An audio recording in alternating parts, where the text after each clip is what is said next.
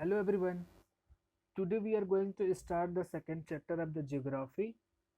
Its name is the Inside Our Earth. What is found inside our Earth?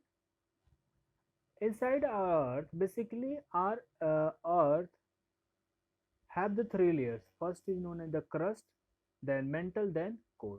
Here is our Earth. Earth have the three layers like onion. Onion you can see layer, layer, again layer, again layer, again layer. So our Earth is also of the three layers. I show you in the slides. Next slides. This is the earth. You can see this is the earth. If we start digging inside of the earth, we will find the three layers. The uppermost layer of the earth is known as the crust. Then middle layer is known as the mantle. Then third one inside, in the center of the earth, this is known as the core. A core have the two part. First is the inner core, then the outer core. The crust is it have the another name. Its name is the Sial.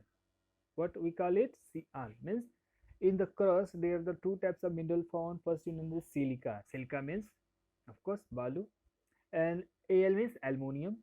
Then mantle is known as the second layer, Sial. Then we call it Sema. Sema means silica and the magnesium found in the mantle. Then last one, yani core is known as NIFE. NIFE. NIFE. NI का मतलब Ni means nickel and Fe का मतलब Fe means what? Ferrous. So inside the earth, in the inner and the outer core, nickel and the ferrous found. Okay, these are the three main layer of the earth. Understood? It has the several context layers. The uppermost layer is known as of the Earth's surface is known as the crust. It is the thinnest layer basically. It is only the thickness of layer is 5 kilometer. 5 kilometer. Total radius of Earth is the 6400 kilometer. Total radius of our Earth is 16400 kilometers, and the thickness of the crust is only 5 kilometer to 35 kilometer. Okay, and it is the thinnest on the ocean floor. If we will go down on the down of the ocean surface, it will be only 5 kilometer thickness. And silica and the aluminum means Cl, silica and the aluminum are the main means the crust is formed by the two types of the mineral known as the silica and the aluminum. Okay, the next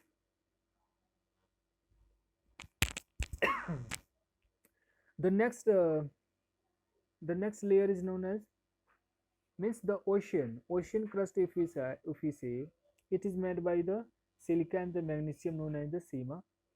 Just below the crust the mantles come, and then in second layer is known as the mantle, and it is extend means 50 kilometer to 2900 kilometers. 2900 kilometers, the thickness of this layer is this much, you can see, mantle.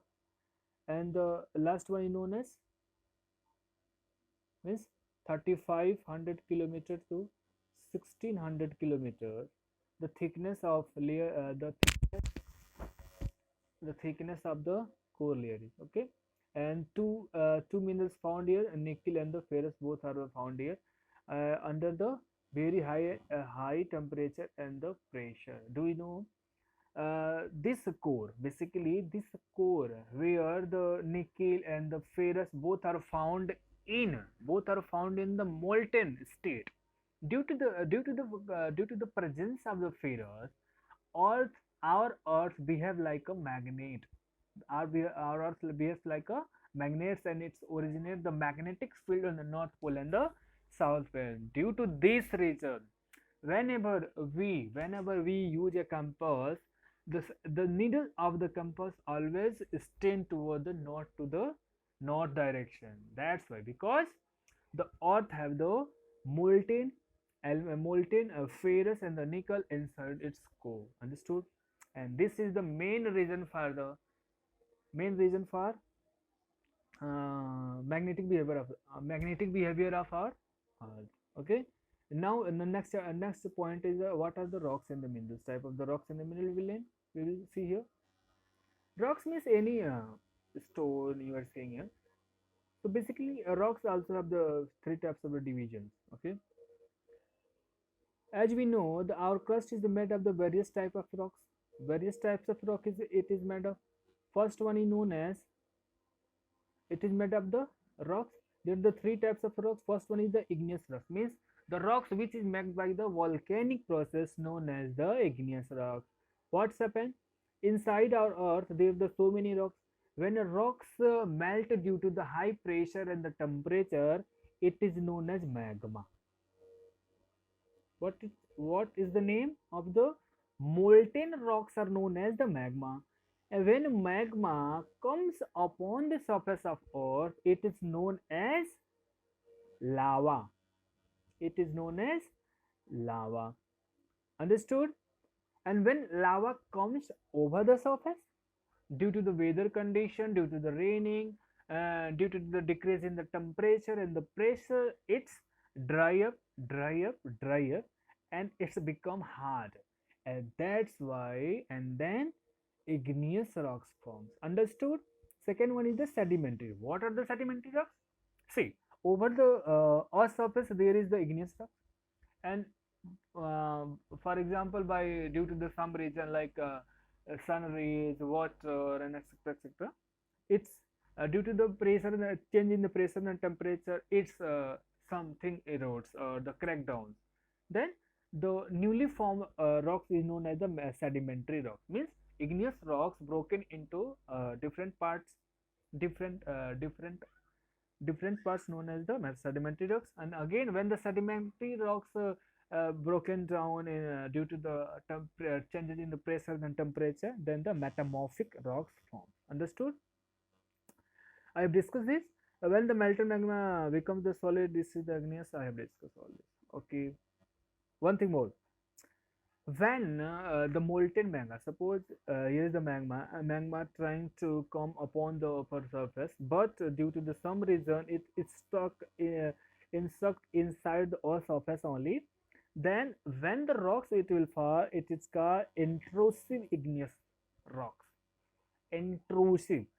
When the listen again, whenever the magma will solidify inside the earth only, it is known as the intrusive igneous rock. And when magma comes from the surface of earth and it solidify over the earth surface, it is known as extrusive igneous rocks. Understood?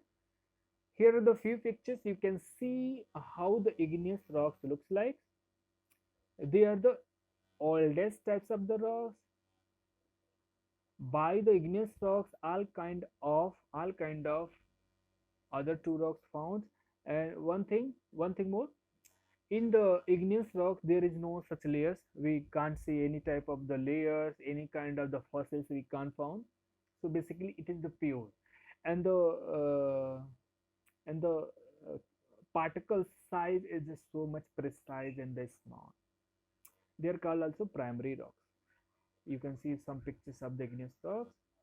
Then metamorphic rocks, whenever temperature and the pressure in the igneous rock changes, the metamorphic rocks, you can see talc, chlorite, epidote, garnet, antinolite, serpentine, crystallite, stearite, and corundum.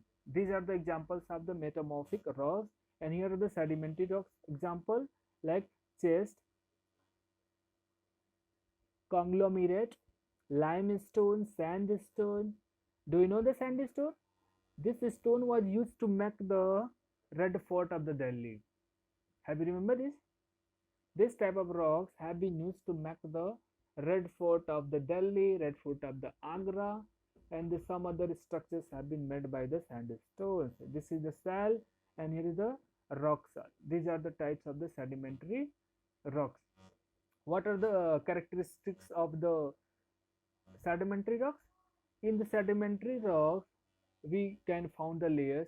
They are the layers. Means here is the layer, and due to the some process, and another layer, another layer, another layer, and in between the two layers of the sedimentary rocks, they are the highly chance to we can found the fossils. We can found the fossils.